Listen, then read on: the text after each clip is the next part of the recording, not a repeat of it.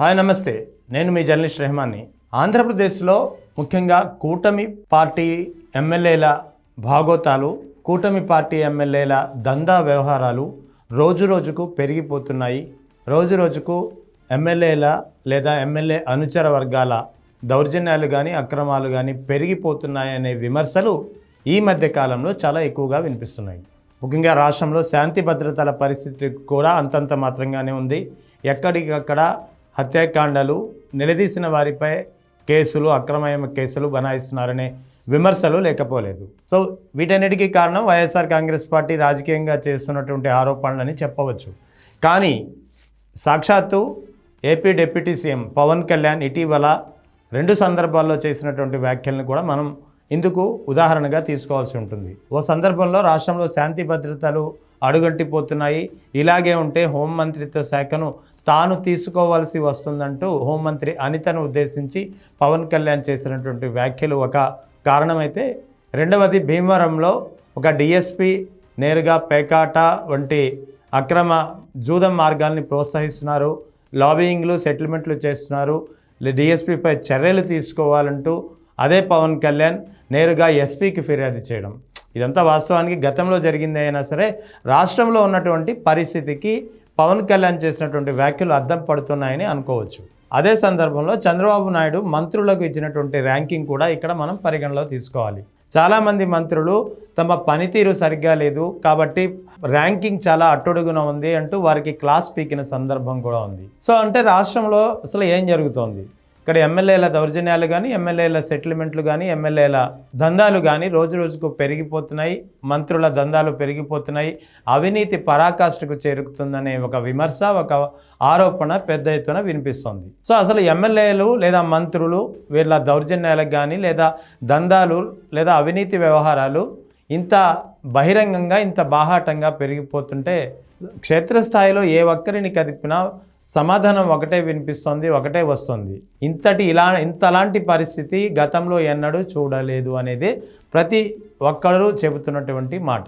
మరి ఎమ్మెల్యేలు ఇంత ధైర్యం అసలు ఎక్కడి నుంచి వచ్చింది అంటే, సాధారణంగా ఒకసారి మీరు చేసిన పనికి నిదర్శనంగానే మరో 5 ఏళ్ళు మిమ్మల్ని ఎన్నుకోవాలా వద్దా అనేది ప్రజలు నిర్ణయిస్తారు. అందుకే ప్రజల దగ్గర ఉన్నటువంటి అంతిమ ఆయుధం ఓటు. అందుకే పాలకుడు అనేవాడు, ముఖ్యంగా ప్రజాప్రతినిధి అనేవాడు ఓటర్కి భయపడే పరిస్థితి. సో బాహాటంగా ఎప్పుడు ఎటువంటి పనులు చేయరు, తెర వెనుక ఏం చేసినా ప్రజల దగ్గరికి వచ్చే కొలది కాస్తో కూస్తో భయం నటిస్తారు లేదా భయపడినట్లు వ్యవహరిస్తారు. కానీ ఇక్కడ ఏపీలో పరిస్థితి అలా లేదు. బహిరంగంగా బాహాటంగా దందాలు పెరిగిపోతున్నాయి. మరి ఇంత ధైర్యం ఎందుకు వస్తుంది? ఎమ్మెల్యేలు కానీ మంత్రులు కానీ ఇంతలా బరి తెగించడానికి కారణం ఏంటనే ప్రశ్న వేసుకుంటే చాలా కారణాలు వస్తాయి. అందులో ప్రధానంగా వినిపించే కారణం కుల సమీకరణాలు. వాస్తవానికి దేశంలో ఎక్కడైనా సరే రాజకీయాలు ప్రస్తుతం, గతంలో కాదు కానీ ఇప్పుడున్న తరుణంలో అయితే మతం చుట్టూ రాజకీయాలు తిరుగుతున్నాయి. కానీ ఏపీలో మాత్రం మతం చుట్టూ రాజకీయాలు కాదు, కేవలం కులం చుట్టూ మాత్రమే రాజకీయాలు తిరుగుతున్నాయి. కులం ఆధారం ఉంటే, కులం సపోర్ట్ ఉంటే ఏం చేసినా ఏం చేయకపోయినా, ప్రజలు తిట్టినా సరే, ఏం చేసినా ప్రజలకు ఏం చేయకపోయినా చివరిగా ఓటు వేసే తరుణం వచ్చేటప్పటికీ ఓటు మాకే పడుతుందనే ఒక ధీమా ఉంటుంది ఈ నాయకులకు. అందుకే ఇంత బాహాటంగా బరి తెగిస్తున్నారనే ఒక వాదన ఈ మధ్య కాలంలో గట్టిగా వినిపిస్తుంది. వాస్తవానికి ఏపీలో అభివృద్ధి, గత ప్రభుత్వం ఏదైతే సంక్షేమ పథకాల పేరుతో గతంలో ఎన్నడూ దేశంలో ఎక్కడా లేని విధంగా ప్రతి ఇంటికి సంక్షేమ పథకాల ద్వారా నగదును వారి ఖాతాల్లో జమ చేసినటువంటి వైఎస్ జగన్ ప్రభుత్వానికి అండగా నిలవాల్సింది ఉంటుంది. కానీ కుల సమీకరణాల ప్రాధాన్యత వచ్చేటప్పటికీ వైఎస్ జగన్ చేసినటువంటి మేలు, వైఎస్ జగన్ హయాంలో జరిగినటువంటి సంక్షేమ పథకాల లబ్ధిని ప్రతి ఒక్కరూ మర్చిపోయారనిపిస్తోంది. అందుకే వైఎస్ జగన్ 2024 ఎన్నికల్లో అంతలా పెద్ద ఎత్తున దాదాపు 2,75,000 కోట్లను సంక్షేమ పథకాల రూపంతో ప్రతి ఇంటి ఖాతాకు చేర్చినా సరే ఓటమి పాలయ్యారు. ఎందుకు? ఇక్కడ కూడా తిరిగి సమాధానం కుల సమీకరణాలే. అంటే కుల సమీకరణాల ప్రాధాన్యత ఉంటే ప్రజలకు ఏం చేయకపోయినా పర్లేదు, ఎటువంటి దౌర్జన్యాలు, ఎటువంటి దందాలు, ఎంతటి అవినీతికైనా వెళ్ళవచ్చు అనేది కూటమి ప్రభుత్వ నేతల్లో బలంగా నాటుకుపోయినటువంటి ఒక నమ్మకం. అందుకే దీనికి సంబంధించే గత కూటమి ఎన్నికల్లో ఎప్పుడైతే తెలుగుదేశం, జనసేన పార్టీలు ఏకమయ్యాయో కాపు సామాజిక వర్గాలు పోలరైజ్ అయ్యాయి. ఇక బీజేపీ ఎప్పుడైతే కూటమి పార్టీలో జత చేరిందో బ్రాహ్మణ వైశ్య ఓట్లు కూడా ఏకమయ్యాయి. దాంతో ఈ 4 సామాజిక వర్గాల బలం చూసుకొని ఓట్లు పోలరైజ్ అవడంతో కూటమి ప్రభుత్వం అధికారంలోకి వచ్చిందనేది నిర్వివాదాంశం. సో ఇదంతా ఒక ఎత్తు అయితే ఈ 20 నెలల కాలంలో కూడా పవన్ కళ్యాణ్ ఏదైతే కాపు సామాజిక వర్గం పవన్ కళ్యాణ్ చూసి అయితే పెద్ద ఎత్తున దాదాపు 90 నుంచి 94% కాపు ఓట్లు కూటమి ప్రభుత్వం అంటే తెలుగుదేశం ప్రభుత్వానికి వెన్నంటిగా నిలిచాయో ఆ సామాజిక వర్గంకి ప్రతినిధిగా ఉంటున్నటువంటి జనసేన అని పవన్ కళ్యాణ్ పదే పదే చెబుతున్నటువంటి మాట ఈ ఎమ్మెల్యేల బరితెగింపు లేదా ఎమ్మెల్యేల దందాలకు మరో కారణంగా చెప్పవచ్చు.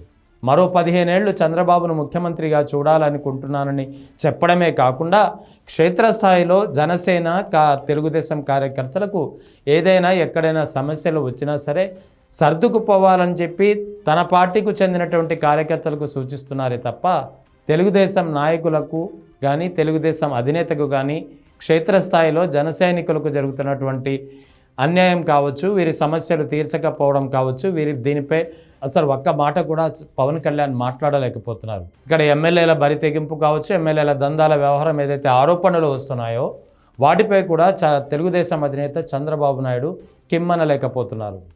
అటు చంద్రబాబు నాయుడు మాట్లాడడం లేదు, ఇటు పవన్ కళ్యాణ్ కూడా నోరు మెదపడం లేదు. అందుకే ఈ ఎమ్మెల్యేల దందాలు కానీ ప్రజాప్రతినిధుల అక్రమ వ్యవహారాలు కానీ రోజుకు పెరిగిపోతున్నాయి. వీరిలో ధైర్యం మరో 15 ఏళ్ళు తమ నేతనే ముఖ్యమంత్రిగా చూడాలని కోరుకుంటున్నటువంటి పవన్ కళ్యాణ్ వ్యాఖ్యలు కాపు సామాజిక వర్గం రానున్న రోజుల్లో కూడా తమ వెంటే నిలుస్తుందన్న ఒక బలమైనటువంటి భావన కూటమి ప్రభుత్వ నేతల్లో ఉందా? అందుకే ఇంతలా పరిస్థితి ఇంత బాహాటంగా జరుగుతున్న రానున్న ఎన్నికల్లో కూడా ఖచ్చితంగా కులమే తమను రక్షిస్తుందనే ఒక బలమైన నమ్మకం ఉండబట్టే ఇంతటి తెగింపుకు పాల్పడుతున్నారు అనే ఒక వాదన ఇప్పుడు గట్టిగా వినిపిస్తోంది. మరి ఇదే కులం రానున్న రోజుల్లో బూమరాంగ్ అవుతుందా, లేదా ఏ కులం చూసుకొని రెచ్చిపోతున్నారో ఆ కులం తిరిగి తిరగబడే రోజులు వస్తాయా? ఆ కులంలో అంతర్బదనం మొదలై చీలిక వస్తుందా? ఇలాంటి ప్రశ్నలే ఇప్పుడు రానున్న కాలంలో జరగబోయే పరిణామాలకు ఒక సాక్ష్యంగా నిలవచ్చు.